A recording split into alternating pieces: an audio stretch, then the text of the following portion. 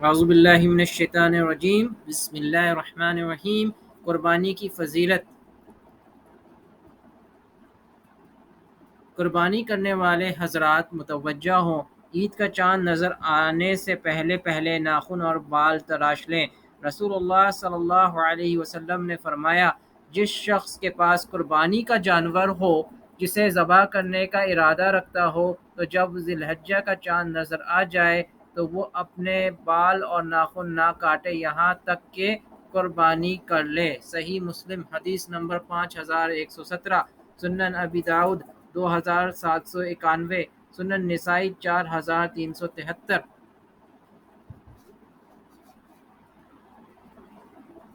دعائے قربانی۔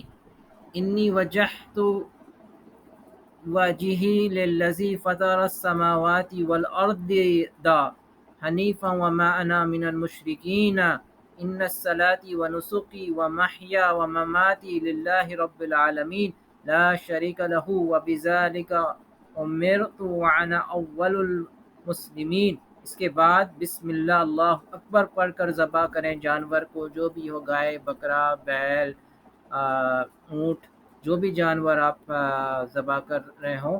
اس کے بعد یہ دعا پڑھیں، اللہم تقبلہ منی کما تقبلت من حبیبک محمد و خلیلک ابراہیم علیہ السلام۔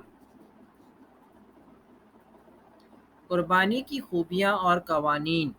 نہ ان کا گوشت ہے اور نہ ان کا خون جو اللہ تک پہنچتا ہے، بلکہ تمہارا تقویٰ ہے جو اس تک پہنچتا ہے۔ سورہ حج۔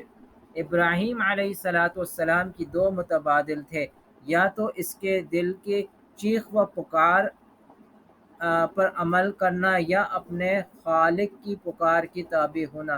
اس نے عرض کرنے کا انتخاب کیا، لہٰذا قربانی کوئی مالیاتی عبادہ یا فرض نہیں ہے جو دور دراز کے غریب ممالک میں ادا کیا جاتا ہو یا ہے۔ قربانی ایک ذاتی تجربہ ہے، ایک قریبی اور جذباتی تصادم ہے، ایک قریبی واقعہ ہے جو خون بہنے سے حقیقی بنا دیا گیا ہے۔ اور حضرت ابراہیم علیہ السلام اور حضرت اسماعیل علیہ السلام، اللہ رب العزت نے ان کو خواب میں دکھایا کہ قربانی کریں، اور حضرت ابراہیم علیہ السلام وہ پاس کر گئے اللہ کے نزدیک کہ اپنے بیٹے کی قربانی۔ کتنی مشکل ہوتی ہے قربانی، آج ہم میں سے کوئی کر سکتا ہے؟ نہیں کر سکتا۔ تو پھر اللہ رب العزت نے جنت سے دمبا بھیجا اور اس کی قربانی کی، اور یہ قربانی قیامت تک چلتی رہے گی انشاءاللہ العزیز۔ قربانی کی فضیلت اور نصاب۔ قربانی ایک اہم عبادت ہے اور شعائر اسلام میں سے ہے۔ زمانہ جاہلیت میں بھی اس کو عبادت سمجھا جاتا تھا، مگر وہ بتوں کے نام پر قربانی کرتے تھے۔ اسی طرح آج تک دوسرے مذاہب میں قربانی مذہبی رسم کے طور پر ادا کی جاتی ہے، بتوں کے نام یا مسیح کے نام پر قربانی کرتے ہیں۔ اور سورہ کوثر میں اللہ تعالیٰ نے اپنے رسول صلی اللہ علیہ وسلم کو حکم دیا کہ جس طرح نماز اللہ کے سوا کسی کی نہیں ہو سکتی، قربانی بھی اسی کے نام پر ہونی چاہیے اور اللہ ہی کے نام پہ قربانی کرنی چاہیے۔ اور اللہ کے رسول صلی اللہ علیہ وسلم نے ہجرت کے بعد 10 سال مدینہ طیبہ میں قیام فرمایا، ہر سال برابر قربانی کرتے تھے۔ ترمذی، جس سے معلوم ہوا کہ قربانی صرف مکہ معظمہ کے لیے مخصوص نہیں، ہر شخص پر شہر میں شرائط کی تحقیق کے بعد واجب ہے، اور مسلمانوں کو اس کی تاکید فرماتے تھے رسول اللہ صلی اللہ علیہ وسلم۔ اسی لیے جمہور اسلام کے نزدیک قربانی واجب ہے۔ حضرت عائشہ صدیقہ رضی اللہ عنہ سے روایت ہے کہ رسول اللہ صلی اللہ علیہ وسلم نے ارشاد فرمایا کہ ذی الحجہ کی 10ویں تاریخ یعنی عید الاضحیٰ کے دن فرزند آدم علیہ السلام کا کوئی عمل اللہ کو قربانی سے زیادہ محبوب نہیں، اور قربانی کا جانور قیامت کے دن اپنے سینگوں اور بالوں اور کہروں کے ساتھ آئے گا، اور قربانی کا خون زمین پر کی کئی رضا اور مقبولیت کا مقام پر پہنچ جاتا ہے، بس ایک گرنے سے پہلے اللہ خود دا کہ بندوں دل کے پوری خوشی سے قربانیاں کیا کرو، اللہ کے بندوں یا خدا کے بندوں دل کی پوری خوشی سے قربانی کیا کرو۔ حضرت زید بن اقم سے روایت ہے کہ رسول اللہ صلی اللہ علیہ وسلم کے بعض اصحاب نے عرض کیا، یا رسول اللہ صلی اللہ علیہ وسلم، ان قربانیوں کی کیا حقیقت اور تاریخ ہے؟ آپ صلی اللہ علیہ وسلم نے فرمایا، تمہارے روحانی اور نسلی معرس حضرت ابراہیم علیہ السلام کی سنت ہے، یعنی سب سے پہلے ان کو اللہ عز و جل کی طرف سے اس کا حکم دیا گیا، اور وہ کیا کرتے تھے؟ ان کی اس سنت اور قربانی کے جانور کی ہر بال کے اوس ایک نیکی۔ انہوں نے عرض کیا، تو کیا آن کی بھی ہوتا ہے؟ اور یقیناً ان میں سے ایک ایک جانور کی خال پر لاکھوں یا کروڑوں بال ہوتے ہیں، تو کیا ان آن والے جانوروں کی قربانی کا ثواب بھی ہر بال کے اوس ایک ایک نیکی کے شرح سے ملے گا؟ آپ صلی اللہ علیہ وسلم نے فرمایا، ہاں، آن والے جانور کی قربانی کا اجر بھی اسی طرح اور اسے حساب سے ملے گا کہ اس کے بھی ہر بال کے اوس ایک نیکی۔ سبحان اللہ، اللہ عز و جل کتنا اجر دینے والے ہیں، ہم سوچ بھی نہیں سکتے۔ اور کہ یہ جو 10 دن ہیں یہ بہترین دن ہیں، اللہ نے قرآن میں آیت نازل کی ہے، سورہ نازل کی ہے، والفجر ولیال عشر، کہ یہ جو 10 دن ہیں یہ اللہ رب العزت کے نزدیک سب سے محبوب ہیں، تو جتنی عبادت ہو سکے ہمیں کرنی چاہیے۔ قربانی کے بارے میں کچھ اور باتیں ہیں جو ہم عرض کرنا چاہتے ہیں۔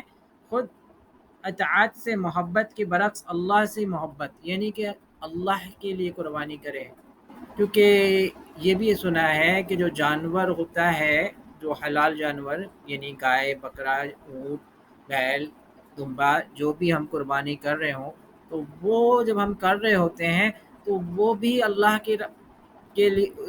کی رضا کے لیے وہ بھی بہت زیادہ خوش ہوتا ہے، اور اس کا ہم سوچ بھی نہیں سکتے۔ اچھا، دوسری بات، خاندان سے وفاداری کو ترجیح دیتے ہوئے اللہ سے وفاداری، یعنی کہ جب ہم گوشت بانٹتے ہیں قربانی کا، اور اس سے بھی محبت بڑھتی ہے، ہم پھر جو ہے نا نماز پڑھتے ہیں، ایک دوسرے سے ملتے ہیں، خوشیاں بناتے ہیں، تو یہ عید کی جو خوشی ہے، قربانی کرتے ہیں، کھاتے پیتے ہیں، تو اس سے بھی ہم اللہ کا جتنا شکر ادا کیا جائے، کیونکہ جو اللہ خیر الرازقین ہے۔ اچھا، ایمان بمقابلہ جذبات، تو ایمان جتنا زیادہ ہمارا اسٹرانگ ہوگا کہ ہم اللہ کے لیے قربانی کریں، اللہ کے لیے جئیں، اللہ کے لیے سب کچھ کریں، تو اپنے ایمان کو مضبوط کریں۔ جتنی زیادہ عبادت کریں گے، جتنی زیادہ اللہ کی راہ میں اپنی زندگیوں میں مشقت اٹھائیں گے، قربانی دیں گے، تو اللہ کے ہاں بھی درجات بلند ہوں گے، جذبات بھی۔ خوشی کے برعکس جد و جہد کریں۔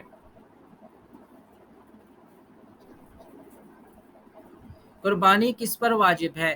قربانی ہر مسلمان پر واجب ہے جو عقل اور شعور رکھتا ہو، بالغ ہو، مقیم پر واجب ہوتی ہے، جس کی مالک میں ساڑھے 52 تولہ چاندی یا اس کی قیمت کا مال اس کے حاجات اصلیہ سے زائد موجود ہو، یا مال خواہ سونا، چاندی یا اس کے زیورات ہوں، یا مال تجارت یا ضرورت سے زائد گھریلو سامان یا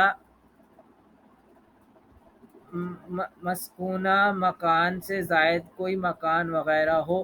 بعض دیندار لوگ بھی اسی غلط فہمی میں مبتلا ہیں کہ فرضیت زکوٰۃ اور وجوب قربانی کا نصاب ایک ہی ہے، اور ہم پر چونکہ زکوٰۃ فرض نہیں لہٰذا قربانی بھی واجب نہیں ہوگی، حالانکہ دونوں کا نصاب الگ الگ ہے۔ خلاصہ یہ ہے کہ جس شخص کی کے مالک میں 7.5 تولہ سونا یا 52 تولہ چاندی یا نقدی یا مال تجارت یا ضرورت سے زائد سامان میں سے کوئی ایک یا ان پانچوں کے مجموعہ یا ان میں سے بعض کا مجموعہ 52 تولہ چاندی کی قیمت کے برابر ہو، قربانی اور صدقۃ الفطر واجب ہے، اور ایسے شخص کے لیے زکوٰۃ یا صدقہ واجب لینا بھی جائز نہیں۔ 52 تولہ چاندی کی قیمت صارفوں سے اس وقت کے حساب سے معلوم کی جا سکتی ہے، چونکہ سونا چاندی کی قیمت بدلتی رہتی ہے ہر وقت، اسی لیے کسی ایک دن کی قیمت لکھ دینا غلط فہمی کا باعث ہوگا۔ گھر کے سربراہ کی قربانی سب کی طرف سے کافی نہیں۔ گھر کے سربراہ کی قربانی سب کی طرف سے کافی نہیں۔